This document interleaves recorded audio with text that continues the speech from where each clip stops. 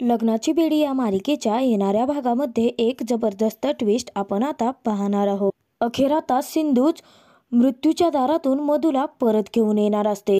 मधूच्या heartbeat आणि pulse rate पूर्णही negative येत दुसऱ्या डॉक्टरांनी जेव्हा मधू मेली असल्याचं घोषित केलेलं असतं त्याच वेळी सिंधू हट्टाला पेटते आणि तेव्हाच ती विनायकच्या साथीने मधूला आता शुद्धीवर घेऊन येणार असते। आणि ज्यावेळी सिंधूने मधूला शुद्धीवर आणलेलं असतं तेव्हा राघव सिंधूचे आभार मानत सिंधूला मिठीत घेतो आणि तेव्हाच मधूला शुद्ध आलेले असते। आणि ते दृश्य पाहून आणि सिंधू आणि राघवला एकत्र एका मिठीत पाहून मधूचा मात्र जळफळाट व्हायला लागतो। आणि तेव्हाच मधू आता सिंधूकडून एक भयानक वचन घेणार असते की ज्यामुळे सिंधू आणि राघव आता कायमचे दुरावणार असतात। तर आता सिंधू मधूला मृत्यूच्या दारातून कसं परत घेऊन येणार आणि त्यानंतर मधू अशी कोणती आट घालणार की ज्यामुळे सिंधू आणि राघवचं आयुष्य पूर्णपणे उद्ध्वस्त होईल हे आपण या व्हिडिओमध्ये पाहणार आहोत। तर इकडे आता सिंधू एका नर्स सोबत मधूला शुद्धीवर आणण्याचा आणि मृत्यूच्या दारातून परत घेऊन येण्यासाठी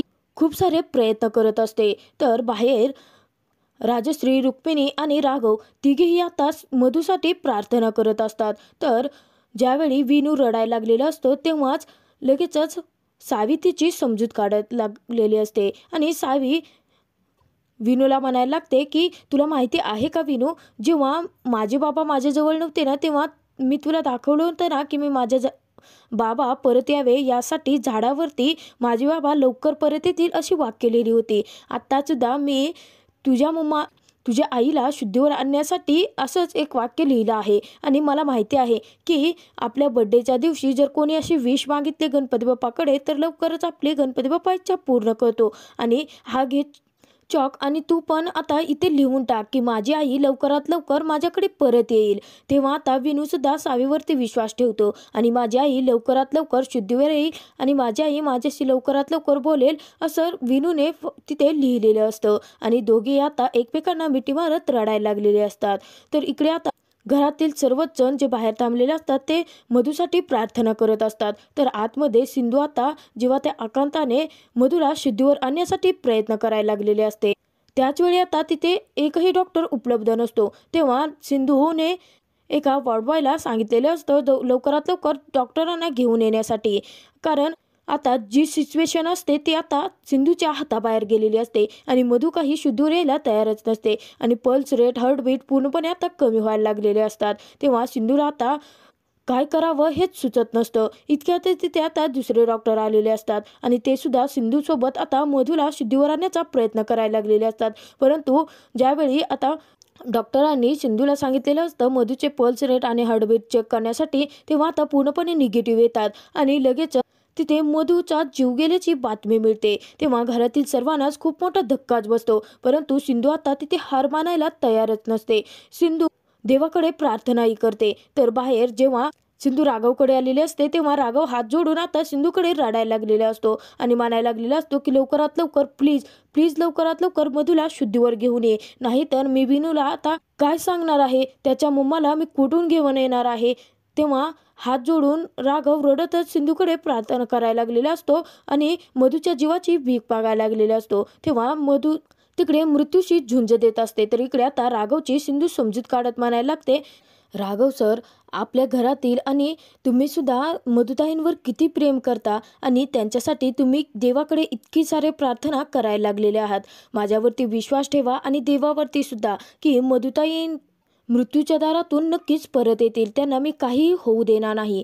आणि मी तुम्हाला वचन देते आपल्या मधुताई खूप स्ट्रॉंग आहेत, त्या नक्की या सिच्युएशनमधून बाहेर पडतील आणि त्यांना काही न होऊ देण्याचं वचन मी तुम्हाला देते असं म्हणून राघवची सिंधूने समजूत काढलेली असते। राघव सिंधू पुढे हात जोडतो आणि म्हणायला लागतो की मधूचे माझ्यावरती खूप सारे उपकार आहेत, माझ्या कुटुंबासाठी तिने खूप सारं त्याग केला आहे आणि ती असे आम्हाला सोडून नाही जाऊ शकत। मी तुझ्या पुढे हात जोडतो सिंधू, काही कर, आकाश पाताळ एक कर, परंतु लवकरात लवकर मधूला शुद्धीवर घेऊन ये असं म्हणून आता राघव मधूसाठी ढसाढसा रडायला लागलेला असतो। तर आता आतमध्ये एवढे प्रयत्न करूनही मधू शुद्धीवर यायला तयारच नसते आणि त्याच वेळी दुसरे डॉक्टर आता मधू डायरेक्ट मेल्याची बातमी बाहेर घेऊन येतात। तेव्हा रत्नपारखी कुटुंबाला खूप मोठा धक्का बसलेला असतो. तर राघव आता मानायलाच तयार नसतो. तो म्हणत असतो की तुमच्याकडून काहीतरी चुकी झाली आहे. प्लीज प्लीज परत जाऊन एकदा चेक करा. मधू अशी आम्हाला सोडून नाही जाऊ शकत. ती त्याच्या मुलाला, त्याच्या विनूला असं आमच्याजवळ सोडून नाही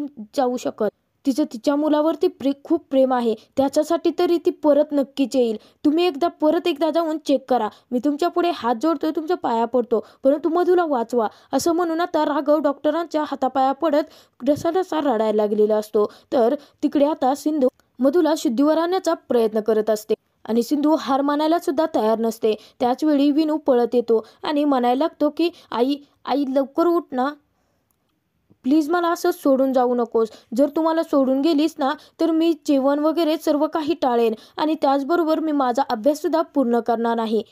प्लीज आई माझ्यासाठी एकदा तरी उठ ना, माझ्याकडे बघ ना. म्हणून आता विनूसुद्धा रडायला लागलेला असतो.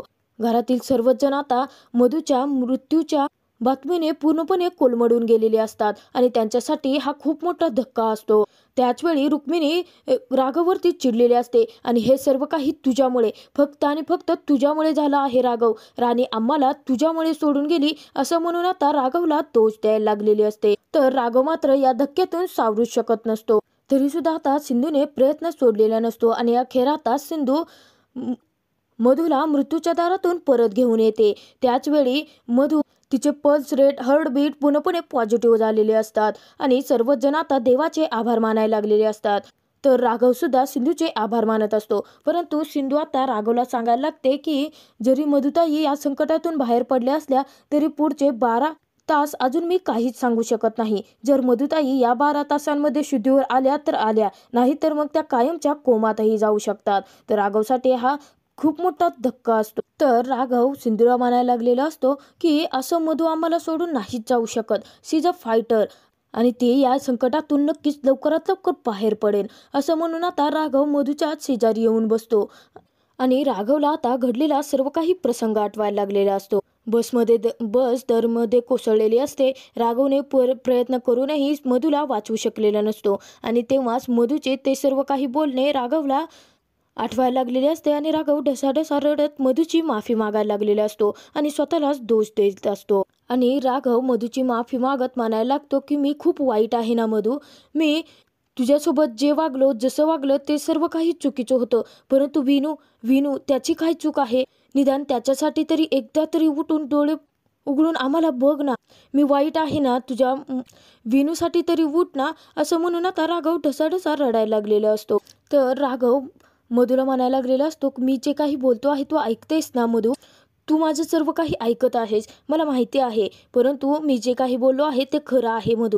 मी तुला वचन दिलं होतं ना की मी तुझी साथ कधीही सोडणार नाही. मग तू का आता अर्ध्या रस्त्यावरती मला सोडून चालली आहेस? निदान माझ्यासाठी, विनूसाठी तरी तुला शुद्धीवर यावं लागेल. असं म्हणत असतानाच तिथे सिंधू आलेली असते आणि सिंधू म्हणायला लागते की राघव सर, अहो काय करताय, जरा हळू बोला. आणि आता ही सिच्युएशन तुम्हाला लक्षात येते आहे की नाही? सध्या तरी मधुताईंना आरामाची गरज आहे आणि त्या लवकरात लवकर शुद्धीवर येतील. तुम्ही आधी जाऊन आराम करा असं सांगायला लागते. त्यानंतर तर दुसऱ्या दिवशी सकाळी राघव आता मधूच्या शेजारी तसाच झोपी गेलेला असतो. तेव्हा सिंधू तिथे आलेली असते आणि राघवला अचानकपणे जाग येते. तर लगेचच सिंधू सांगायला लागते की राघव सर, आता काळजी करण्याची काहीच गरज नाही. मधुताई लवकरात लवकर शुद्धीवर येतील, त्यांच्यामध्ये खूप इम्प्रूव्हमेंट झाले आहे. तेव्हा राघव म्हणतो सिंधू, माझ्या एका शब्दासाठी तू रात्रभर जागी राहिली आहेस ना, मधूला वाचवण्यासाठी तू रात्रभर झोपली नाहीस ना. तेव्हा सिंधू म्हणायला लागते की मी एक डॉक्टर आहे आणि माझ्या पेशंटला वाचवणं हे माझं पहिलं कर्तव्य आहे आणि तेच कर्तव्य मी पूर्ण करते आहे. आणि त्याचबरोबर तुमच्या पत्नीला, विनूच्या आईला मी असं काहीही होऊ देणार नाही. तर राघव आता सिंधूचे आभार मानायला लागलेला असतो आणि माझ्या परिवारासाठी तू किती त्याग केला आहेस हे मी समजू शकतो असं म्हणत असतो. आणि असं म्हणत असताना, सिंधूचे आभार मानत असताना राघवने सिंधूचे हातात घेतलेले असतात आणि इतक्यातच मधूला शुद्ध आलेली असते. आणि जेव्हा राघव आणि सिंधूला एकमेकांच्या हातात हात घालून जेव्हा मधू पाहते तेव्हा तिला खूप मोठा धक्का बसतो आणि राघव आणि सिंधूला एकत्र पाहून मधू ढसाढसा रडायला लागलेले असते. तर त्याचनंतर आपण पुढील भागात पाहणार आहोत की राघवने सिंधूला खूप मोठा प्रश्न विचारलेला असतो की जर तू माझ्या आयुष्यातून खूप दूर निघून गेली आहेस म्हटल्यानंतर तुला मधू आणि माझे फोटो, एकत्र असलेले फोटो पाहून तुला इतकं वाईट का वाटतंय सिंधू? तेव्हा त्या प्रश्नाचं उत्तर सिंधू देऊच शकत नाही. तेव्हा राघव म्हणतो की खरंच तू मला विसरले आहेस की अजूनही तू माझ्यावरती तितकंच प्रेम करते? तेव्हा आता सिंधू याचं उत्तर राघवला देणार का हे तर आपण येणाऱ्या भागातच पाहणार.